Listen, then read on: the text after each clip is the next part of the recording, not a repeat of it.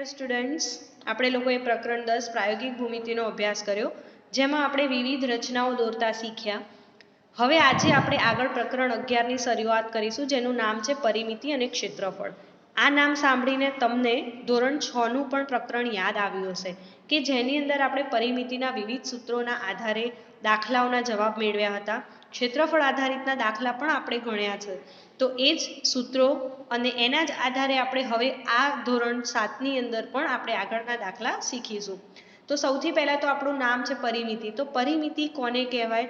તો કોઈ પણ આકૃતિની બંધ રેખાખંડોથી બનેલી હોય પહેલાં તો, અને એની બધી જ બાજુઓના માપનો આપણે જ્યારે સરવાળો કરીએ તો તેવી આકૃતિને, તેવા માપને આપણે આકૃતિની પરિમિતિ કહીએ છીએ.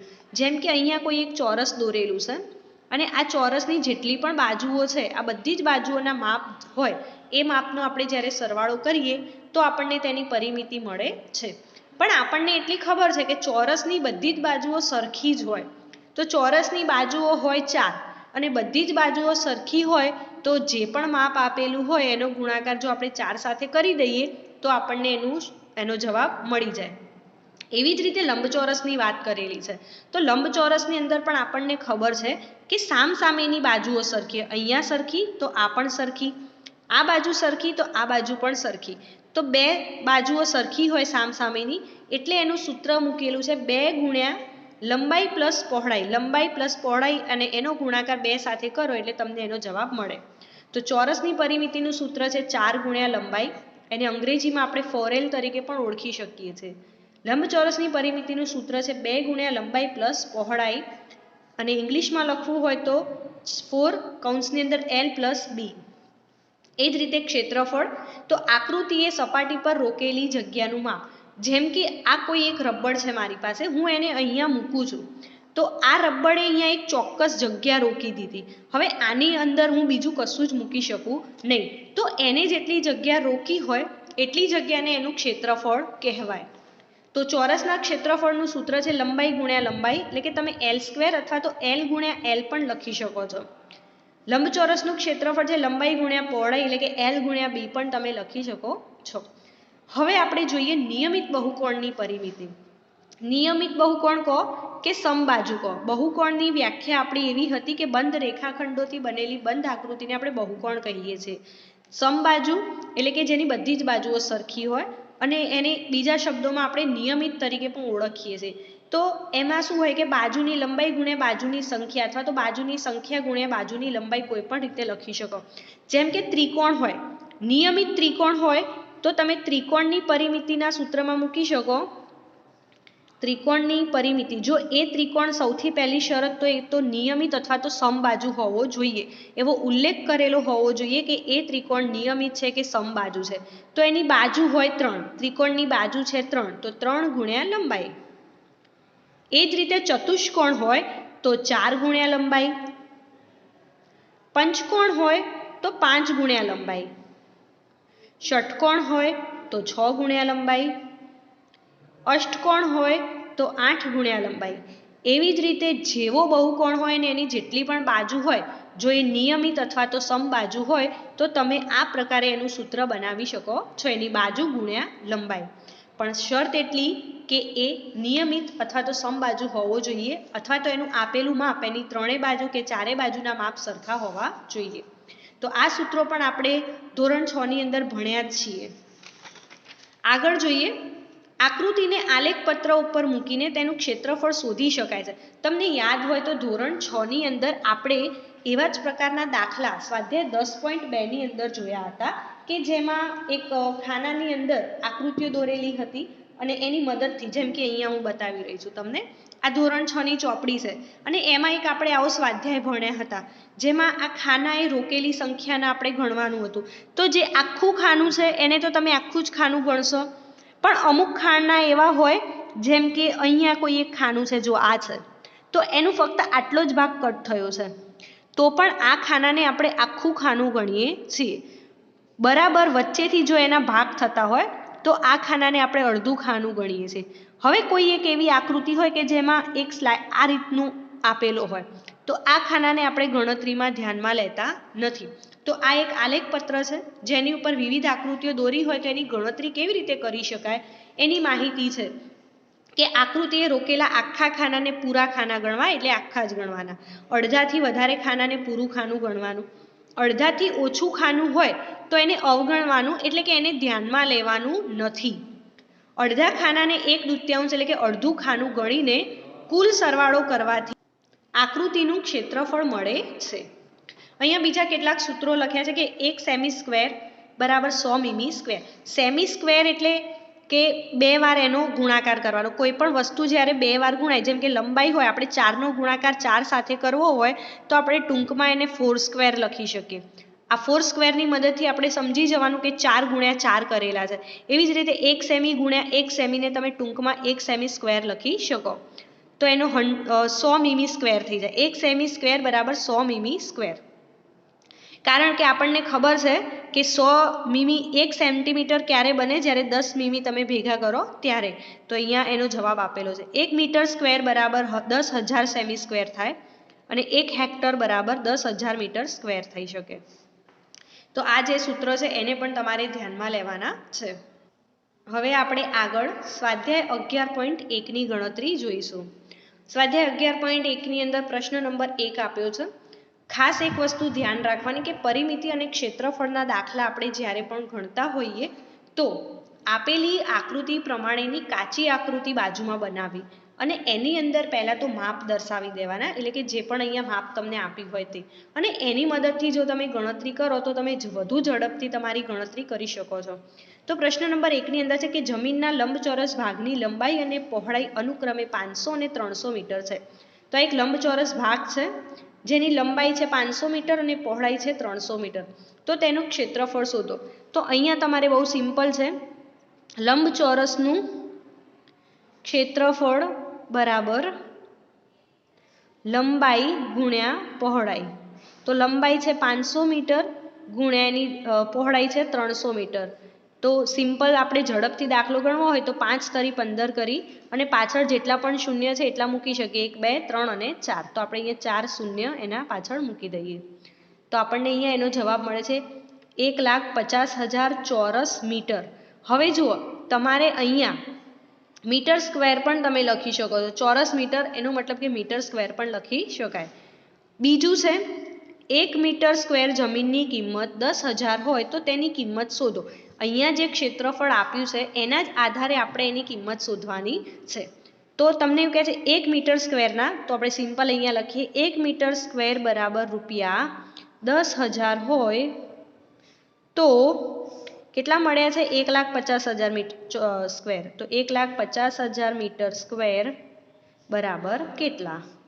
હવે તો આપણને ચોકડી ગુણાકાર કરતા આવડે જ છે. 1,50,000 ગુણ્યા 10,000. આટલા મોટા દાખલાની આપણને જવાબ શોધતા ના આવડે તો આપણે શું કરીશું? સિમ્પલ 15 એકા 15, પાછળ જેટલા પણ શૂન્ય છે, અહીંયા 4 શૂન્ય અને આના પણ 4 શૂન્ય, તો લખી શકીએ 1 2 3 4 અને ફરીથી 1 2 3 અને 4. તો અહીંયા જેટલો પણ જવાબ મળ્યો એટલું એનું ક્ષેત્રફળ આપણને મળશે. તો આ છે એનો જવાબ. જમીનની કિંમત શોધી રહ્યા હતા તો અહીંયા જે કિંમત આપી છે એ જમીનની કિંમત આપેલી છે. જો લંબચોરસ ભાગનું ક્ષેત્રફળ 1,50,000 મીટર સ્ક્વેર હોય તો એની કિંમત આપણને અહીંયા જે આપેલી છે તે મળે છે. એના પછી પ્રશ્ન 2 છે. જેની પરિમિતિ 320 મીટર છે તેવા ચોરસ બાગનું ક્ષેત્રફળ શોધો. મેં અહીંયા ચોરસ બાગનું આકૃતિ દોરી છે અને એની પરિમિતિ છે 320 મીટર. આપણે એનું શું શોધવાનું છે? તો ક્ષેત્રફળ. હવે તમને એમ થાય કે પરિમિતિ પરથી આપણે ક્ષેત્રફળ કેવી રીતે શોધી શકીએ? તો સૌથી પહેલાં તો આપણને ચોરસ બાગની લંબાઈ ખબર હોવી જોઈએ. તો એના માટે આપણે અહીંયા સૂત્ર મૂકીશું. ચોરસની પરિમિતિ બરાબર 4 ગુણ્યા લંબાઈ. સૂત્ર તો આપણને બધાને મોઢે જ છે કે ચોરસની પરિમિતિ બરાબર 4 ગુણ્યા લંબાઈ છે. તો પરિમિતિ છે એની 320 મીટર બરાબર 4 ગુણ્યા લંબાઈ. હવે શું કરીશું? આ જે 4 ગુણાકારમાં છે એને આપણે સાઈડમાં ભાગાકારમાં લઈ જઈશું. તો લંબાઈ બરાબર 320 ભાગ્યા 4. તો 8 ચોક 32 થાય એટલે અહીંયા આપણને 80 જવાબ મળશે. તો એનો જવાબ મળી ગયો 80 મીટર. તો એનો મતલબ કે એની બધી જ બાજુઓનું જે માપ છે ચોરસ છે, અહીંયા 80 છે તો આ પણ 80, અહીંયા પણ 80 અને અહીંયા પણ 80 મીટર મળશે. હવે આપણને ક્ષેત્રફળ શોધવાનું કીધું છે. લંબાઈ આપણને મળી ગઈ છે તો ચોરસના ક્ષેત્રફળનું આપણે સૂત્ર મૂકીશું. ચોરસનું ક્ષેત્રફળ અથવા તો ચોરસ બાગનું ક્ષેત્રફળ બરાબર લંબાઈ ગુણ્યા લંબાઈ. તો 80 ગુણ્યા 80 64 એટલે 6400 મીટર સ્ક્વેર. તો અહીંયા આપણે ચોરસ બાગનું ક્ષેત્રફળ મળ્યું છે 6400 મીટર સ્ક્વેર. દરેક વિદ્યાર્થીએ એકવાર વિડીયોમાં દાખલા જોવા અને પછી બીજી વાર પોતાની જાતે નોટબુકમાં લખવાનો પ્રયત્ન કરવાનો છે. એના પછી આગળ પ્રશ્ન નંબર 3 છે, જેનું ક્ષેત્રફળ 440 મીટર સ્ક્વેર છે અને લંબાઈ 21 મીટર છે તેવા જમીનના લંબચોરસ પ્લોટની પહોળાઈ શોધો અને તેની પરિમિતિ પણ શોધો. તમને અહીંયા કેટલા કેટલા માપ આપ્યા છે એ પહેલા આકૃતિથી આપણે સમજીએ. તો પ્લોટ આપ્યો છે, એનું ક્ષેત્રફળ છે 440 મીટર સ્ક્વેર. આખા પ્લોટે જગ્યા કેટલી રોકી છે 440 મીટર સ્ક્વેર. એની લંબાઈ છે 22 મીટર. જમીનના પ્લોટની પહોળાઈ આપેલી નથી તો આપણે પહોળાઈ શોધવાની છે અને એની પરિમિતિ આપણે શોધવાની છે. તો સૌથી પહેલાં તો આપણું કામ એ હોવું જોઈએ કે આપણે અહીંયા લંબચોરસની પરિમિતિ મૂકી અને પછી આપણે એની જે બાજુનું માપ છે એ શોધીશું. આપણે પરિમિતિ નહીં શોધીએ, પરિમિતિ તો આપણે શોધવાની છે. તો આપણે ક્ષેત્રફળ આપેલું છે તો આપણે અહીંયા લંબચોરસ પ્લોટનું ક્ષેત્રફળનું સૂત્ર લઈશું. લંબચોરસ પ્લોટનું ક્ષેત્રફળ મૂકી અને પછી આપણે એની પહોળાઈ શોધીશું. લંબાઈ ગુણ્યા પહોળાઈ. ક્ષેત્રફળ હતું 440 મીટર સ્ક્વેર અને લંબાઈ એની હતી 22 મીટર ગુણ્યા પહોળાઈ આપેલી નથી એટલે આપણે એમના એમ લખીશું. હવે શું કરવાનું છે તો 22 ગુણ્યા અહીંયા પહોળાઈ એમની એમ છે 440 મીટર સ્ક્વેર છે તો આપણે એને બાજુમાં લઈ જઈએ. અહીંયા લખીશું પહોળાઈ. પહોળાઈ બરાબર 440/22. જો પાછળ કોઈ પણ એકમ લખેલો હોય તો તમે એ એકમ અત્યારે હાલ ગણતરીમાં ના લખો તો ચાલે. હવે 22 દુ 44 થાય તો આપણે અહીંયા છેદ ઉડાડી દઈએ. 22 દુ 44 તો ઉપર વધ્યા 20, પાછળ લખીશું મીટર. પહોળાઈ આપણને મળી ગઈ 20 મીટર. હવે આગળ શું કરવાનું, પહોળાઈનું માપ અહીંયા લખીએ આપણે 20 મીટર. હવે આપણને કીધું છે કે એની પરિમિતિ શોધો તો આપણે અહીંયા સૂત્ર મૂકીશું. લંબચોરસ પ્લોટની પરિમિતિ બરાબર, હવે તો આપણી પાસે બંને માપ છે જ, તો 2 ગુણ્યા લંબાઈ પ્લસ પહોળાઈ. તો 2 ગુણ્યાની લંબાઈ છે 22 મીટર અને પહોળાઈ છે 20 મીટર.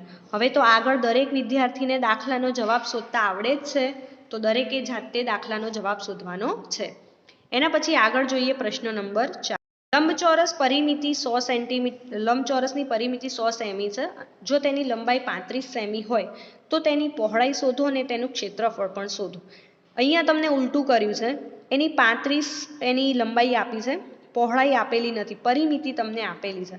તો અહીંયા તમારે શું કરવાનું, આગળના દાખલામાં આપણે ક્ષેત્રફળનું સૂત્ર મૂકીને પહોળાઈ શોધી હતી. અહીંયા તમારે પરિમિતિનું સૂત્ર મૂકવાનું છે. લંબચોરસની પરિમિતિનું સૂત્ર. લંબચોરસની પરિમિતિ બરાબર 2 ગુણ્યા લંબાઈ પ્લસ પહોળાઈ. તો 2 ગુણ્યા એની લંબાઈ છે 35 અને પહોળાઈ એની છે આપેલી નથી તો આપણે અહીંયા એમની એમ મૂકીશું. પરિમિતિ કેટલી હતી 100 સેન્ટીમીટર તો આપણે અહીંયા 100 લખી દઈશું. હવે તમારે આગળ અહીંયા શું કરવાનું છે તો 2 જે છે જે અહીંયા ગુણાકારમાં હતા એ 2ને આપણે સામેની બાજુ લઈ જઈશું. તો 100/2 લખીશું. 2 જતા રહ્યા તો અહીંયા વધ્યા 35 પ્લસ પહોળાઈ. 50 દુ 100 થાય તો ઉપર વધ્યા 50 એટલે આ બાજુ તમને મળશે 50 બરાબર 35 પ્લસ પહોળાઈ એમની એમ. હવે આ 35 જે છે એ પ્લસમાં આપેલા છે તો આપણે એને સામેની બાજુ લઈ જઈએ તો એ માઇનસમાં થઈ જાય. તો અહીંયા આપણે લખીશું પહોળાઈ બરાબર 50 - 35 અને પછી એનો જવાબ શોધવાનો છે. તમે જ્યારે એનો જવાબ અહીંયા શોધી દેશો, જેટલો પણ જવાબ આવે એના પછી તમારે અહીંયા સૂત્ર મૂકવાનું છે. લંબચોરસનું ક્ષેત્રફળ બરાબર લંબાઈ ગુણ્યા પહોળાઈ, અને પછી તમારે એનું ક્ષેત્રફળ શોધવાનું છે. તો દરેકે આ જે દાખલો છે એ હોમવર્કમાં ગણીને પૂરો કરવાનો છે. આગળ જોઈએ પ્રશ્ન 5. ચોરસ બાગ અને લંબચોરસ બાગના ક્ષેત્રફળ બંનેના સરખા છે. જો ચોરસ બાગની બાજુનું માપ 60 મીટર હોય અને લંબચોરસ બાગની લંબાઈ 90 મીટર હોય તો આ બાગની પહોળાઈ શોધો. તમને બે બાગ આપ્યા છે, એક લંબચોરસ છે અને એક ચોરસ છે, અને તમને એવું કીધું છે કે એ બંનેનું ક્ષેત્રફળ સરખું જ છે. ક્ષેત્રફળ કેટલું છે એ તો આપણને ખબર છે નહીં, તો આપણે સૌથી પહેલાં તો એની પહોળાઈ શોધવાની છે. તો આપણે એની શરૂઆત કરીએ. હવે આપણને મનમાં એવો પ્રશ્ન થાય કે ક્ષેત્રફળ આપ્યું નથી તો પછી આપણે અહીંયા દાખલાની ગણતરી કેવી રીતે કરીશું? તો જુઓ, ચોરસનું ક્ષેત્રફળ શોધવા માટેનું સૂત્ર છે લંબાઈ ગુણ્યા લંબાઈ. તો ચોરસની તો લંબાઈ આપી દીધી છે, તો આપણે સૌથી પહેલું કામ ચોરસનું ક્ષેત્રફળ શોધીશું. ચોરસનું ક્ષેત્રફળ બરાબર લંબાઈ ગુણ્યા લંબાઈ. તો એનું છે 60 ગુણ્યા 60. 60 ગુણ્યા 60 6 ને 6 36, એટલે કે 3600 મીટર સ્ક્વેર. બંનેની પાછળ મીટર મીટર હતા એટલા માટે અહીંયા થઈ ગયા મીટર સ્ક્વેર. હવે આપણને અહીંયા ક્ષેત્રફળ મળ્યું છે 3600 મીટર સ્ક્વેર. તમને એવું કીધું હતું કે લંબચોરસ અને ચોરસ બંનેનું ક્ષેત્રફળ સરખું છે. જેટલું ક્ષેત્રફળ ચોરસ બાગનું છે 3600, એટલું જ લંબચોરસ બાગનું પણ છે. તો હવે તો તમારા માટે દાખલો બહુ જ સહેલો છે. તમારે ફક્ત અહીંયા શું કરવાનું છે? તો લંબચોરસ બાગનું ક્ષેત્રફળનું સૂત્ર મૂકશો. લંબચોરસ બાગનું ક્ષેત્રફળ બરાબર લંબાઈ ગુણ્યા પહોળાઈ. ક્ષેત્રફળ હતું 3600 મીટર સ્ક્વેર, લંબાઈ હતી 90 મીટર અને ગુણ્યા પહોળાઈ આપણે શોધવાની છે. તો જેમ આપણે અગાઉના દાખલામાં શોધ્યું એ જ રીતે તમારે આની અંદર પણ શોધવાનું છે. 90 ને તમે લાવી દેશો 3600ની નીચે એટલે તમને પહોળાઈનું માપ અહીંયા મળી જશે. તો દરેકે દાખલાનો જવાબ શોધવાનો છે. પ્રશ્ન નંબર 6 જોઈએ. એક તાર છે લંબચોરસ આકારમાં વાળેલો, જેની લંબાઈ છે 40 સેમી અને પહોળાઈ છે 22 સેન્ટીમીટર. જો તેને ખોલીને ફરીથી ચોરસ આકારમાં વાળવામાં આવે છે તો તેની દરેક બાજુનું માપ કેટલું થશે? પહેલાં તો બાજુનું માપ શોધવાનું છે. કયો આકાર વધુ ક્ષેત્રફળ રોકે છે તે શોધો. જ્યારે આપણને એની બાજુનું માપ મળી જાય એના પછી આપણે લંબચોરસ અને ચોરસ બંનેનું ક્ષેત્રફળ શોધવાનું છે. તો એના માટે આપણે સૌથી પહેલાં શું કરવું પડે? જેનું માપ કમ્પ્લીટ આપેલું છે આપણે એને ધ્યાનમાં લઈશું. તો અહીંયા તમને લંબચોરસનું માપ આપેલું છે, તો ક્ષેત્રફળ શોધીશું આપણે. એના પહેલાં આપણે એની પરિમિતિ શોધવી પડશે. તો અહીંયા આપણે લખીએ લંબચોરસ તારની પરિમિતિ બરાબર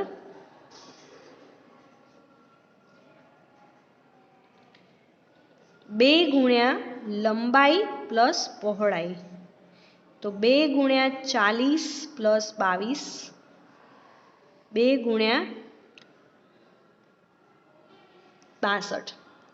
હવે અહીંયા આપણને 62 મળી, તો 62 થઈ જાય 124 સેમી. પરિમિતિ મેળવ્યા પછી આપણે ચોરસની બાજુમાં જઈશું. તો જુઓ, અહીંયા જે તારથી આપણે લંબચોરસની રચના કરી એ જ તારથી આપણે ચોરસની પણ રચના કરી છે. તો બંનેની પરિમિતિ સરખી જ રહેવાની છે. આ આપણને 124 પરિમિતિ મળે તો આની પરિમિતિ પણ 124 રહે. તારમાં સહેજ પણ આઘું પાછું કરેલું નથી. જે તારથી લંબચોરસ બનાવ્યું છે એ જ તારથી આપણે અહીંયા ચોરસ પણ બનાવેલું છે. તો અહીંયા આપણે લખીએ કે ચોરસની પરિમિતિ બરાબર પણ 124 સેમી જ ગણાય. હવે આપણે એની બાજુનું માપ શોધવાનું છે. તો બાજુનું માપ શોધવા માટે આપણે ચોરસની પરિમિતિનું સૂત્ર મૂકીશું. તો ચોરસની પરિમિતિ બરાબર 4 ગુણ્યા લંબાઈ. પરિમિતિ આવી હતી 124 બરાબર 4 ગુણ્યા લંબાઈ. હવે તો આપણને ખબર જ છે કે આપણે લંબાઈને આ બાજુ લાવીશું. લંબાઈ બરાબર તો 124ના છેદમાં આપણે લખી દઈશું 4, અને 124ને જ્યારે તમે 4 વડે ભાગશો તો તમને અહીંયા એનો જવાબ મળશે 31 સેમી. તો એનો મતલબ કે આ જે બાજુ છે એનું માપ મળી ગયું 31 સેન્ટીમીટર. અને હવે તમારે બે કામ કરવાના છે, એનું ક્ષેત્રફળ શોધવાનું. તો તમે એકવાર અહીંયા સૂત્ર મૂકશો, લંબચોરસનું ક્ષેત્રફળ, લંબચોરસનું ક્ષેત્રફળ બરાબર લંબાઈ ગુણ્યા પહોળાઈ, અને બીજું તમે સૂત્ર મૂકશો અહીંયા ચોરસનું ક્ષેત્રફળ બરાબર લંબાઈ ગુણ્યા લંબાઈ, અને પછી તમારે એનો જવાબ શોધવાનો છે. શું કર્યું આપણે? તો તાર એક જ છે એટલે બંનેની પરિમિતિ સરખી જ ગણાય, પણ પરિમિતિ શોધવા માટે બાજુનું માપ હોવું જરૂરી છે. તો ચોરસ આકારની અંદર લંબાઈ ને પહોળાઈ આપેલા છે એટલે આપણે એની મદદથી આપણે એની પરિમિતિ શોધી. એ જ પરિમિતિ ચોરસના તારની પણ પરિમિતિ છે. ચોરસની પરિમિતિનું સૂત્ર મૂકીને આપણે બાજુની લંબાઈ શોધી છે. તો બાજુની લંબાઈ આપણને મળી 31 સેન્ટીમીટર. અને હવે આપણે બંનેના ક્ષેત્રફળની શોધ કરીશું. તો એ તમારે હોમવર્કમાં દાખલો ગણવાનો છે. પ્રશ્ન નંબર 7 ની અંદર છે, લંબચોરસની પરિમિતિ 130 સેમી છે. જો તેની પહોળાઈ 30 સેમી હોય તો તેની લંબાઈ શોધો અને લંબચોરસનું ક્ષેત્રફળ પણ શોધો. આગળ જેમ આપ્યું હતું એ જ પ્રમાણે આપણે અહીંયા કરવાનું છે. પરિમિતિ આપેલી છે, લંબાઈ આપેલી નથી ને પહોળાઈ આપેલી છે. તો લંબચોરસની પરિમિતિનું સૂત્ર મૂકીને તમારે એની પહોળાઈ શોધવાની છે. લંબાઈ શોધવાની છે.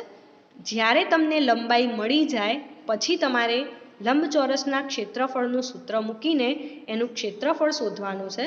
તો દરેક વિદ્યાર્થીએ આપેલો દાખલો હોમવર્કમાં ગણવાનો છે. એના પછી પ્રશ્ન નંબર 8 છે, એક દિવાલમાં 2 મીટર લંબાઈ અને 1 મીટર પહોળાઈનું બારણું છે. આ કોઈ દિવાલ છે, આપણા ઘરમાં પણ એવું હોય, દિવાલ હોય ને એની અંદર બારણું મૂકેલું હોય.